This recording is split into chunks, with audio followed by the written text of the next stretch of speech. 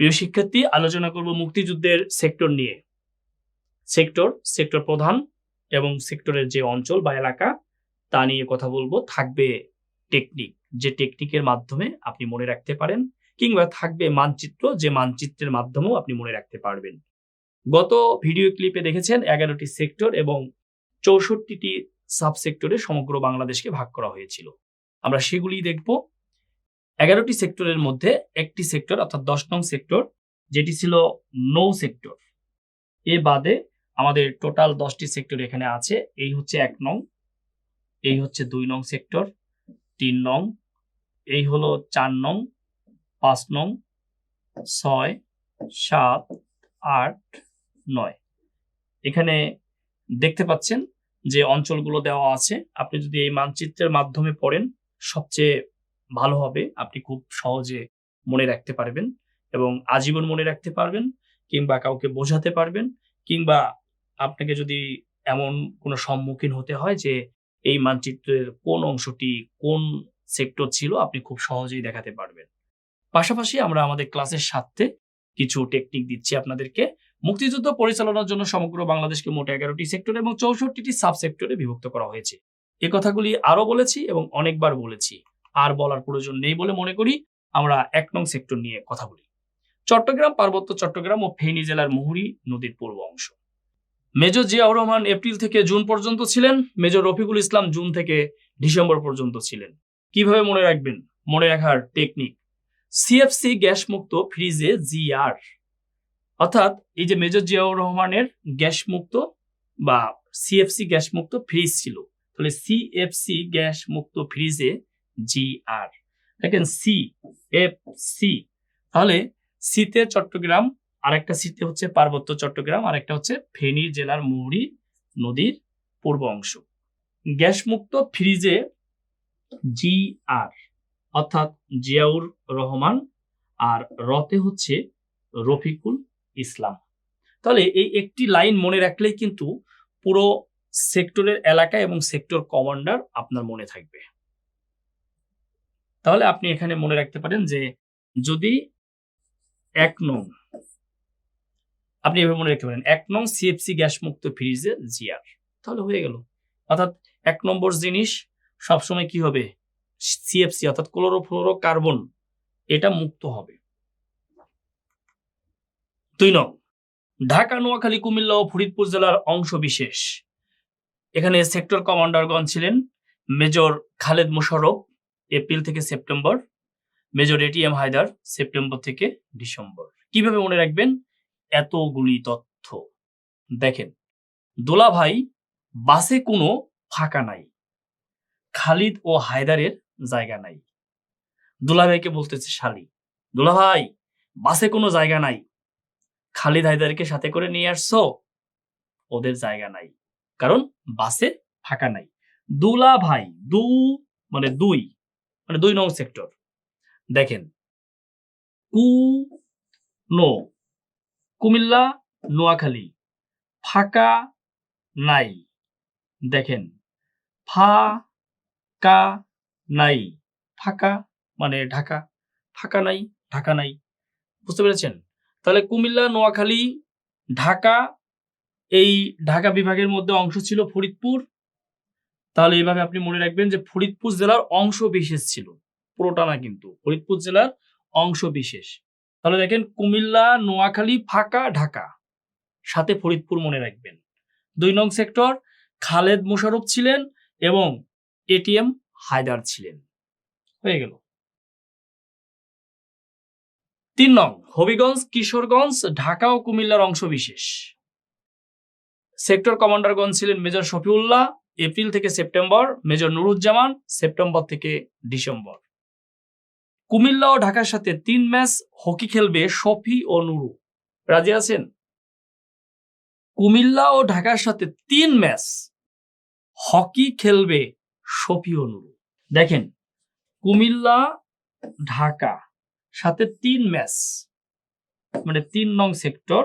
Hockey, হতে হবিগঞ্জ, কিতে কিশোরগঞ্জ, খেলবে শফি ও নুরু। শফিতে শফিউল্লাহ আর নুরুতে নুরুজ্জামান। দেখেন, কুমিল্লা, ঢাকা তাহলে কুমিল্লার অংশবিশেষ আর ঢাকা, আমরা ঢাকা কিন্তু 2 নংয়েও পেয়েছি, 3 নংয়েও কিন্তু রয়েছে। তাহলে কুমিল্লা, ঢাকা, হবিগঞ্জ, কিশোরগঞ্জ। হবিগঞ্জ, কিশোরগঞ্জ। 4 নং, সিলেট ও মৌলভীবাজার জেলার অংশবিশেষ। সেক্টর কমান্ডারগণ হচ্ছে মেজর চিত্তরঞ্জন দত্ত এবং ক্যাপ্টেন আব্দুর রব। কিভাবে মনে রাখবেন?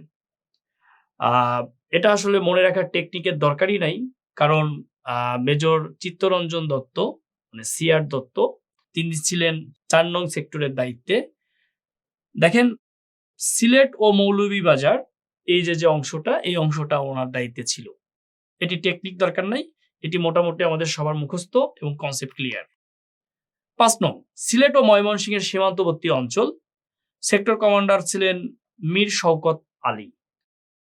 মনে রাখবেন, 5 টাকায় মোবাইল সিম শওকতের।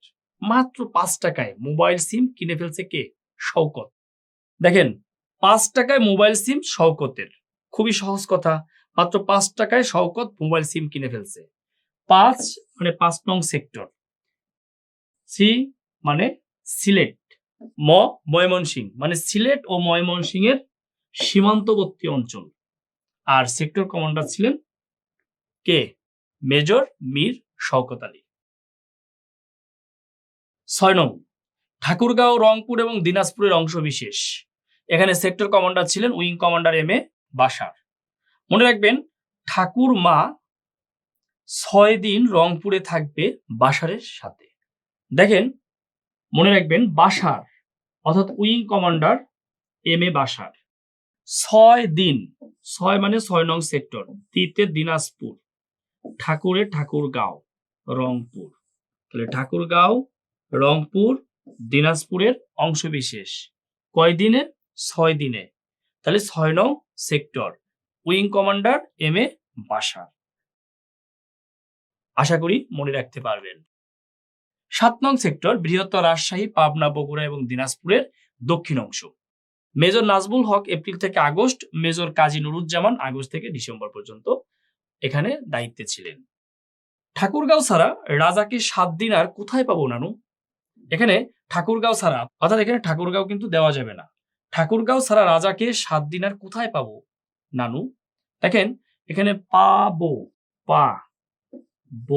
পাতে পাবনা, বতে বগুড়া, দিন দিতে দিনাজপুর, রাজা রাজশাহী। তাহলে রাজশাহী, পাবনা, বগুড়া, দিনাজপুরের দক্ষিণ অংশ। দেখেন, নানু, নাতে নাজমুল হক আর নুতে নুরুজ্জামান। 8 নং সেক্টর, মুজিবনগর অর্থাৎ কুষ্টিয়া, মেহেরপুর, যশোর, ফরিদপুর ও খুলনার কিছু অংশ। এখানে সেক্টর কমান্ডার ছিলেন মেজর আবু ওসমান চৌধুরী এপ্রিল থেকে আগস্ট, মেজর এম.এ. মঞ্জুর আগস্ট থেকে ডিসেম্বর। মনে রাখবেন, খুব জোশ 8টা টিয়া পাখি দেখলাম, খুব জোশ। এ কথাটা কিন্তু আমরা মাঝে মাঝেই বলি, তাই না? দেখেন, খুব জোশ। খতে কি? খুলনা, ফতে হচ্ছে ফরিদপুর, জোশ মানে যশোর। 8 নং মানে 8 নং সেক্টর, টিয়া মানে কুষ্টিয়া, কুষ্টিয়া। তাহলে একটু খেয়াল করেন, খুব জোশ 8টা টিয়া পাখি দেখলাম। খুব, খুতে খুলনা, ফতে ফরিদপুর, জোশ যশোর, টিয়া কুষ্টিয়া, যেটা মুজিবনগরের অংশ মেহেরপুর। দেখেন, এখানে মেজর আবু ওসমান চৌধুরী এপ্রিল থেকে আগস্ট পর্যন্ত ছিলেন, আর মেজর এম.এ. মঞ্জুর আগস্ট ও ডিসেম্বর পর্যন্ত ছিলেন। এখানে কোনো টেকনিক রাখিনি, আশা করি প্রবলেম হবে না, মনে রাখতে পারবেন। এরপর দেখবো আমরা 9 নং সেক্টর, বৃহত্তর বরিশাল, পটুয়াখালী এবং ফরিদপুর ও খুলনার কিছু অংশ। মেজর আব্দুল জলিল এপ্রিল থেকে ডিসেম্বর, মেজর এম.এ. মঞ্জুর অতিরিক্ত দায়িত্বে ছিলেন ও পরবর্তীতে মেজর জয়নাল আবেদিন ছিলেন। আমরা এটি কিভাবে মনে রাখবো?